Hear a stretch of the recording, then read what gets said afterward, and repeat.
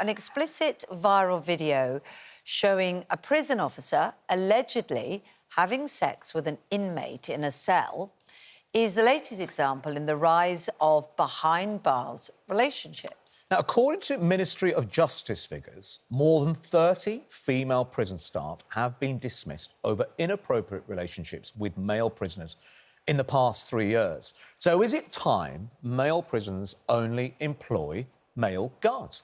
Former prison governor Vanessa thinks having male guards only in male prisons is a bad idea, while activist and former police officer Chantelle Lunt thinks it's not safe for women to be working in male prisons.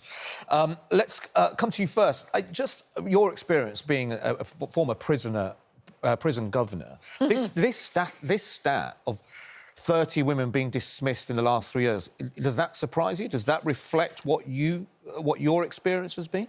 I think the number of females who have had illicit relationships with prisoners has increased, and I think the focus has very much been by the mainstream media on that.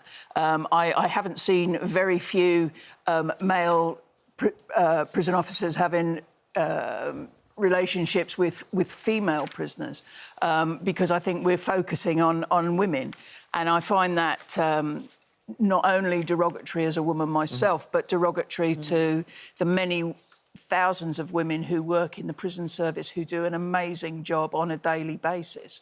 So, personally speaking, I think that, you know, we had same-sex postings up until 1988.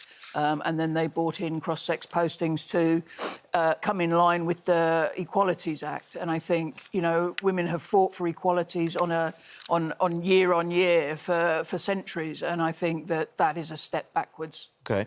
Let's bring in Chantelle Lunt, former police officer. Chantelle, thanks for joining us.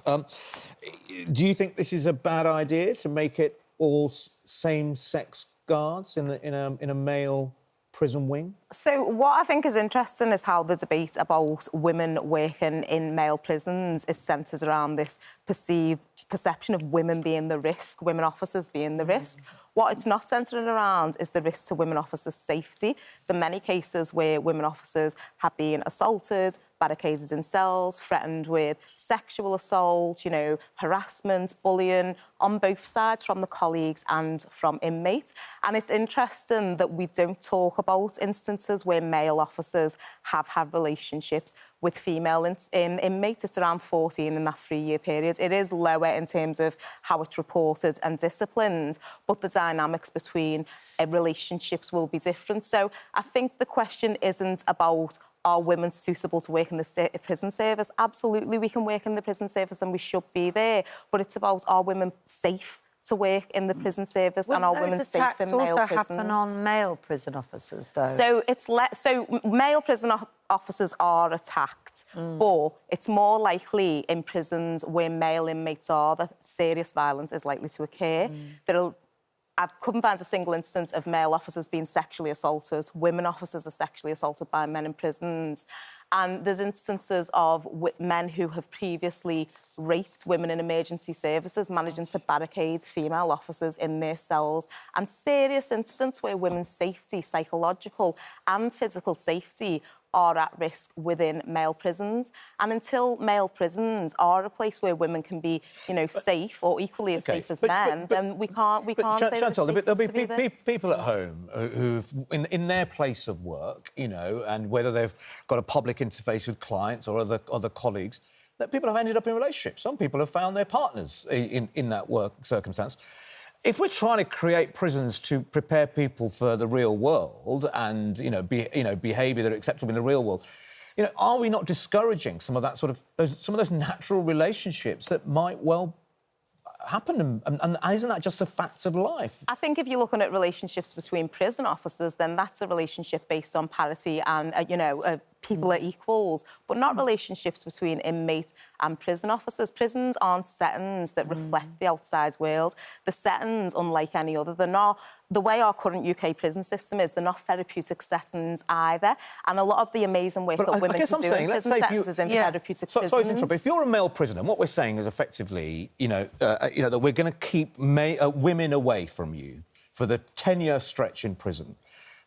what is that going to do to the male prisoner when he comes out to the real world? If he's never been around women, he's not even been allowed to have any kind of relationship, let alone being intimate, or we're not suggesting anything like that. Isn't that sort of not preparing them in the right way? I think the more pertinent question is how do we keep women safe in work? I don't think women should be at risk of rape or sexual assault or serious physical violence at work, but I do think there is a place for women within prison services, and I think we need to look at the prison structure and how we are introducing therapeutic services that rehabilitate, and women have space there. Yeah. So is the practical reality that women just aren't safe? Because of their role within a male prison, they're going to be vulnerable? Look, I think anybody who is vulnerable, who works in a prison, is vulnerable, regardless of gender. I've worked in male estates, I've worked in female estates. Honestly, I was assaulted more in the female estate than I was in the male estate. Prisoners need to have some sort of normality in prison. Having a mixture of male and female staff gives that normality. Women often bring a calming influence to a prison and prisoners, and quite often prisoners will actually sort of stick up for female staff. So there is no question that, you know, working in a prison is vulnerable, leaves you vulnerable. That is so much principle of a relationship between a prison officer and an inmate always wrong. Absolutely. And what about it is an abuse of power. It is abuse of power. That officer has the uniform and has the keys.